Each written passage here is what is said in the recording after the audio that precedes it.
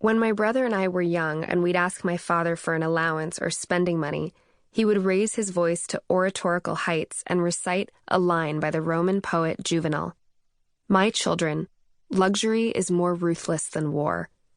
It was his way of teaching us the concept of jugad, which is a Hindi word that means resourcefulness. He wanted us to be strong and scrappy. It might also have been his way of avoiding having to spell out the truth, which was that he probably had little money to give. The first stones in my path to Samasource and this book were laid long ago, before I was even born. My parents emigrated from Bombay to Buffalo, New York in 1978. The Rust Belt city was a brutal adjustment for this artistic, worldly couple. My mother's ancestral home in Calcutta was such a hub for the Indian literati, it had been dubbed an incubator of souls. And then there was the weather. In the winter of 1981 to 1982, 9 months before I was born, Buffalo recorded 112 inches of snow. A few years later, desperate to escape the region's frigid winters, my tropical parents followed the sun to Arizona, moving multiple times before finally settling the four of us, by this time my brother Vaid was born, in Southern California. Although we were never poor by most standards, my family was incredibly money conscious. We shopped exclusively at discount and thrift stores. We rarely ate out, and our tightly budgeted vacations took place in campgrounds and national parks. Our biggest expense was our home, which my parents rented in a neighborhood beyond what they could comfortably afford to ensure that their children attended good public schools. As little as we had, we made do. My only inkling of what true poverty might look like came from an anecdote my mother shared when her children didn't finish their plates, the one about the time she threw a piece of bread onto her Calcutta street for the local stray dog, and a street kid rushed over, pushed the animal away, and gobbled it up. That story often made me wonder, why was I so lucky when there were so many children in the world who were not? Along with the words of Roman poets, my father also passed down to his children a deep sense of social justice, a legacy, perhaps, of his Jesuit education in the Catholic schools of Jamshedpur, about 140 miles west of Calcutta. We were expected to notice the inequities in the world and try to make things better. I took the lessons to heart and did what I could. In middle school, I joined my local chapter of the American Civil Liberties Union.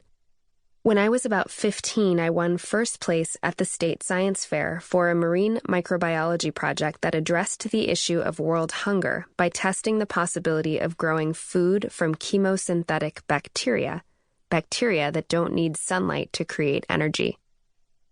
I started my high school's chapter of Amnesty International. As I got older, however, I came to the conclusion that merely making things better was not sufficient. There was an underlying problem fueling most of the injustices these organizations were created to address, a root cause that needed to be fixed.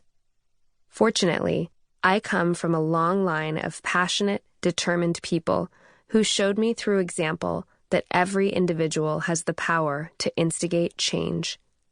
In fact, if my maternal great-grandfather hadn't believed it, that street child could easily have been me. A family rises. My great-grandfather's name was Sharath Chandra Janah, and he did something exceedingly rare for a boy from a low-caste Indian family. He rose. Born in a poor fishing village in West Bengal, his intelligence attracted the attention of the nuns in his Catholic school. With their encouragement, he went on to university and law school, becoming one of the top trial lawyers of Calcutta. Yet he never forgot how he'd been forced to sit at a separate table from his schoolmates because of his low caste, and he always chafed against any system that barred people from opportunity by virtue of their station in life. He made it a point to take pro bono cases of tribal people who were being discriminated against and had no prayer of finding representation. My mother had memories of strangers staying at the family compound for days while they waited for their court appointments.